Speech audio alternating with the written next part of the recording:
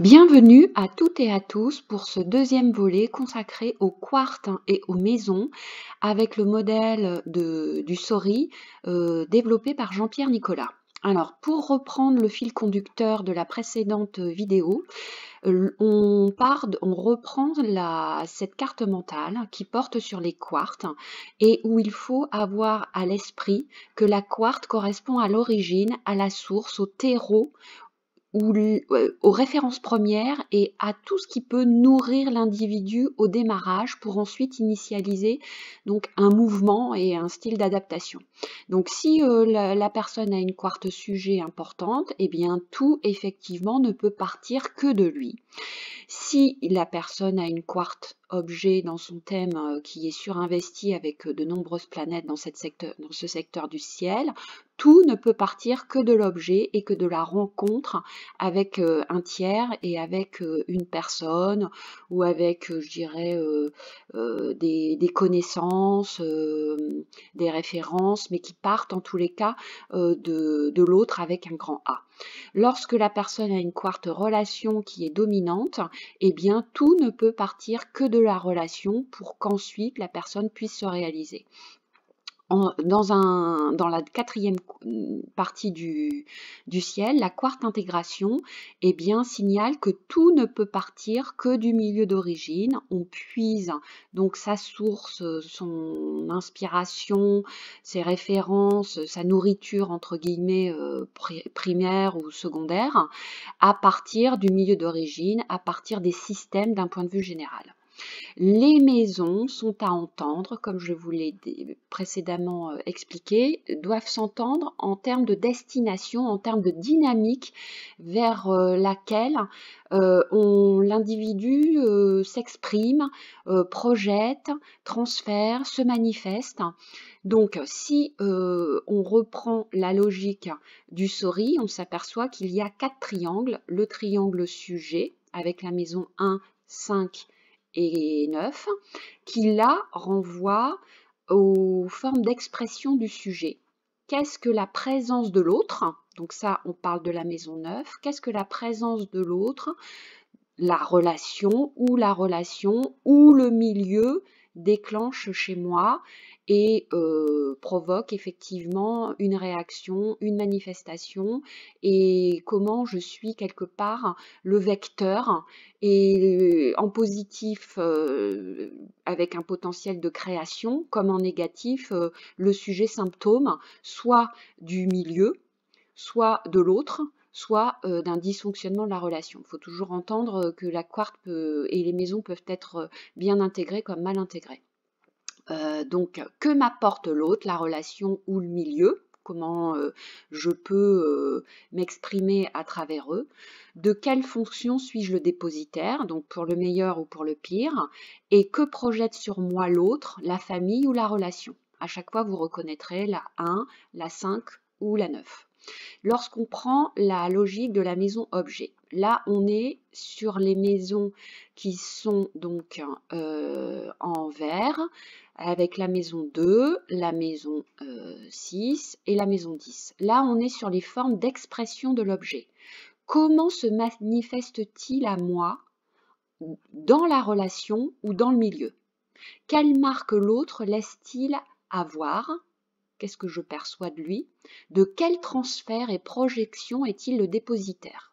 Donc si par exemple une personne est marquée par de nombreuses maisons objets, eh bien effectivement il a tendance à projeter soit en positif, soit en négatif, le fonctionnement ou les dysfonctionnements éventuels. Qu'est-ce que je projette sur l'autre? Quelle création, quelle relation produit-elle? Qu'est-ce que le milieu, donc là on est sur la 2, produit comme objet? Alors, ce qu'il y a d'intéressant, c'est que lorsqu'on reprend par exemple ces histoires de quartz et de maison, la quartz sujet, comme on l'a vu, est une quartz qui appartient à la partie égocentrée du ciel, la partie gauche. Et lorsque dans un thème, ce triangle-là sujet est marqué, eh bien, on est davantage, je dirais, sur une expression plus égocentrique. C'est-à-dire que l'individu systématiquement ramène à lui, que ce soit au contact de l'autre, dans la relation, ou bien par rapport au milieu d'origine. Il pourrait y avoir effectivement une problématique égocentrique. Lorsqu'on le prend, la quarte objet. La quarte objet, elle, est altocentrée. Elle se trouve du côté droite de la carte du ciel. Donc altocentrée, et on pourrait du coup, au niveau des maisons, qualifier les maisons objets comme des maisons qui sont altruistes, puisque que ça parte du sujet, de la relation ou de l'intégration, c'est finalement l'autre, l'objet, qui est dépositaire et qui est, je dirais, qui récupère éventuellement les fruits de l'émulation de la relation, qui récupère les fruits du sujet qui initialise une création, ou bien c'est, je dirais, au sein du milieu familial, eh bien, c'est donc les biens qui s'accroissent, c'est à destination en tous les cas de l'enrichissement, je dirais, du milieu d'origine. Ce qu'il y a alors pour fixer les représentations, lorsqu'on regarde le thème d'Albert Einstein, eh bien on s'aperçoit qu'il a une maison objet ici en quarte sujet qui est très très forte. Donc ce qui fait que l'autre n'était pas tant, je dirais, source d'émulation que caisse de résonance, c'est-à-dire qu'il n'avait pas besoin d'être en relation pour que son esprit et ses fulgurances se mettent en route. Ça partait de lui et c'était directement destinataire à l'autre. Et l'autre, effectivement, peut être entendu comme caisse de résonance lorsqu'il s'agit d'une maison objet. Ensuite, lorsqu'on prend les maisons, les maisons relations qui sont en bleu. Alors la 3, la 7 et la 11. Donc, quel type de relation se met-il en place au contact de l'autre ou du milieu? Comment je m'exprime en relation? Qu'est-ce que je manifeste de moi à cette occasion? C'est-à-dire que l'expression de la personne se manifeste en utilisant le canal relation.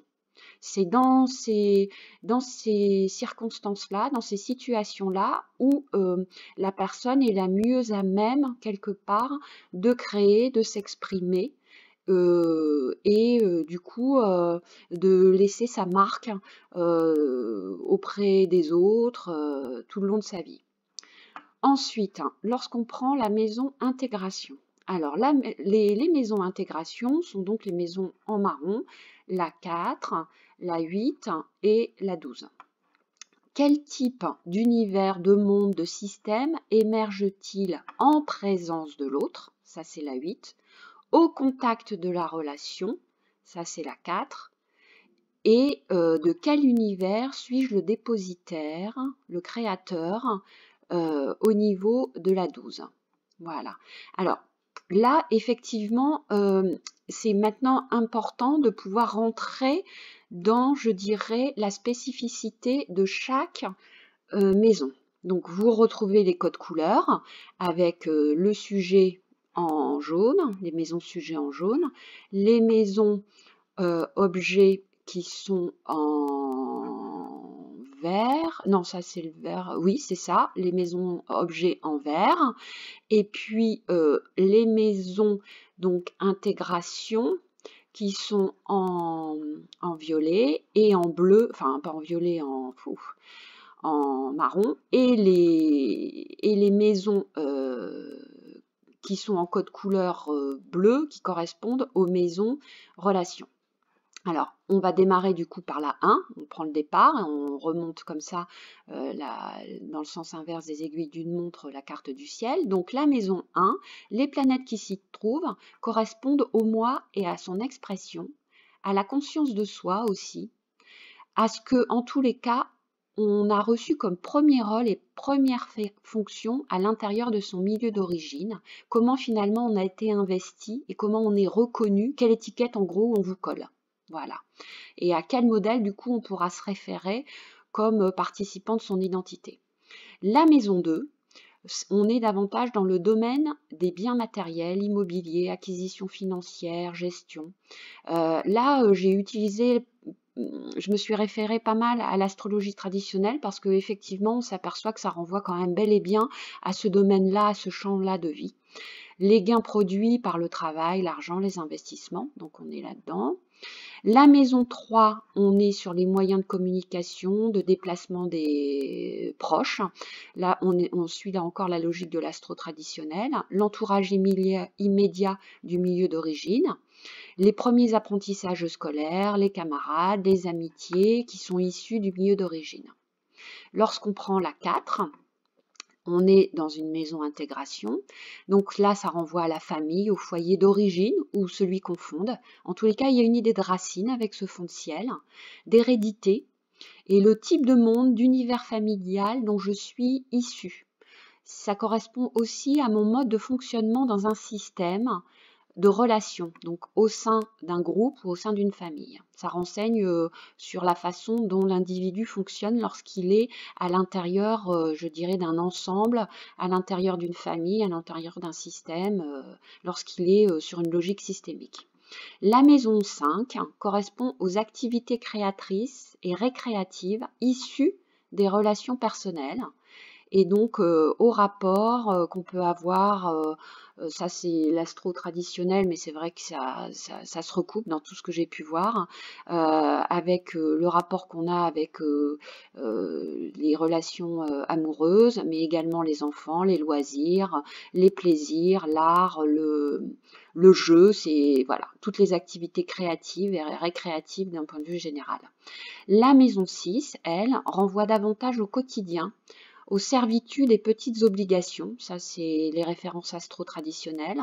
On est sur un mode de fonctionnement de travail dans le quotidien, du coup, relations de travail, mais aussi la santé de tous les jours, les petites maladies sans gravité, c'est ce que dit l'astro-traditionnel, et je me suis aperçue que lors des transits, eh ben, effectivement, ça sortait très souvent du chapeau. La maison 7 correspond aux partenaires en astro traditionnel, et c'est vrai, très très souvent ça renvoie effectivement en effet miroir aux partenaires, donc aux unions, aux mariages, aux associations, aux contrats, comment on se lie à l'autre, donc aussi bien d'un point de vue partenariat positif que ennemi, et comment on les perçoit. Et finalement, qu'est-ce qu'on attend d'eux, quelles sont nos attentes implicites, qu'elles soient conscientes ou inconscientes en fonction de la planète qui se situe ici.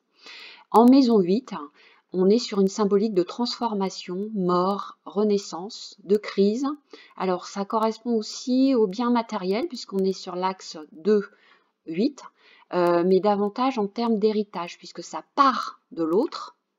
Ça part, oui, de l'autre, et c'est à destination effectivement du milieu. Donc héritage, certains y voient aussi, alors ça héritage en positif, mais ça peut être aussi des procès, enfin tout un arriéré finalement dont on peut être, je dirais, l'objet en tous les cas. Ça correspond, alors certains disent la sexualité, les passions, le pouvoir et l'occulte. Ça c'est davantage le regard de l'astro traditionnel. La maison 9, elle, correspond au voyage intérieur et extérieur, donc du coup à l'étranger, à la spiritualité, à la philosophie, la religion, le droit, les études supérieures. Ce que l'autre m'apporte et qui m'élève, puisque là on est au zénith, qui me nourrit et qui m'éclaire. Donc là, effectivement, la 9, c'est une maison de grande valorisation lorsque elle est fort investie par les planètes. Donc ce qui m'éclaire dans le sens premier comme secondaire. Ensuite, au niveau de la maison 10, on est sur une maison réussite, situation et ambition sociale. On est sur la carrière, le parcours et le destin professionnel. On est aussi sur une idée d'élévation sociale en rupture du coup avec le milieu d'origine. Il peut y avoir une tension entre ma carrière professionnelle, comment j'ai pu me libérer de certaines dépendances en lien avec le milieu d'origine et avec les racines, qui ont pu faire obstacle, ou au contraire servir de tremplin pour pouvoir dépasser des difficultés initiales. Donc l'élévation sociale en rupture avec le foyer d'origine, le rapport à l'autre, la vie publique, la célébrité aux reconnaissances sociales. Qu'est-ce que je donne à voir de moi à l'autre, puisque là c'est une maison qui est objet. Et qu'est-ce que je lui dépose et lui apporte également? L'objet comme caisse de résonance du sujet. Voilà, c'est ce que je disais à propos d'Albert Einstein, hein, parce que on est vraiment là-dessus. Il n'était pas dans la relation au moment où il faisait ses grandes découvertes, il était essentiellement, je dirais, avec l'idée que l'autre était une caisse de résonance.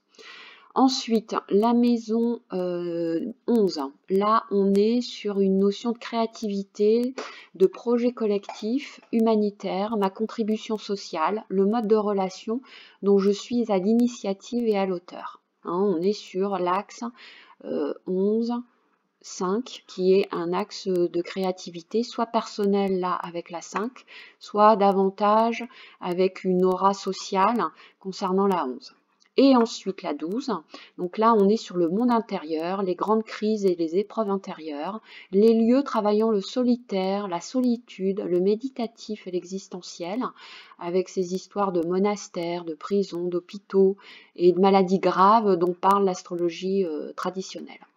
On peut également, donc comme je l'ai abordé déjà, on peut envisager les maisons sous forme d'axes, comme on le fait avec les signes. Donc si on prend l'axe 1, 7, on est sur le rapport entre soi et l'autre. Donc par exemple, si on a un gros amas de planètes du côté ici du 1, il est clair qu'on n'est pas des masses disposées et on n'a pas de facilité pour, en tous les cas, fonctionner en partenariat, puisque à chaque fois qu'il y a une planète qui transite dans ce coin-là du ciel, eh bien, ça prend à rebrousse-poil finalement toutes les planètes qui se situent dans cette maison 1. La maison 2, donc l'astro traditionnel parle des possessions, donc des biens, tout ce qui renvoie aux biens liés au milieu d'origine, mais aussi aux dépossessions, avec ces histoires d'héritage. Bon, voilà, ça peut fixer les idées. La 3 et la 9, hein, on est sur une histoire de voyage. Alors, ça peut être voyage intérieur hein, aussi, pas nécessairement déplacement. Alors, tout ce qui renvoie aux stimulations, à la communication dans le milieu d'origine, mais aussi tout ce qui peut correspondre au voyage à l'étranger, mais aussi au voyage spirituel, en lien avec la découverte de certains auteurs qui peuvent avoir une influence majeure sans qu'on les ait rencontrés physiquement sur les références de la personne et sur sa façon de se construire puisqu'on est sur une maison sujet ici. Ensuite, lorsqu'on prend l'axe 4, 10, et bien là on est sur une idée de place publique, de comment on est visible au niveau du public, au niveau de je dirais, de son rayonnement social. Et là, on est davantage sur la 4 avec une histoire de rayonnement intime, la façon dont on fonctionne dans le foyer. L'axe 5, 11, là, on est davantage sur les projets, soit collectifs et les créations, les réalisations à but collectif sur la 11 et plus personnel, plus individuel sur la 5. Et puis le fameux axe 6-12 qui en astrologie traditionnelle renvoie aux petites et aux grandes maladies, mais bon, j'ai élargi parce qu'il faut davantage entendre ça d'un point de vue symbolique. Donc on est sur les grandes épreuves, les cheminements intérieurs, la vie intérieure qui peut être extrêmement riche. Et là, on est sur le fonctionnement quotidien avec la 6, mais aussi du coup aux formes de dysfonctionnement en lien avec le quotidien. C'est pour ça qu'il l'astrologie rattache ça aux petites maladies. Voilà, bah écoutez, j'espère que cette vidéo vous aura permis de fixer des représentations autour de ces lieux d'habitation de la carte de notre ciel. À très bientôt, merci.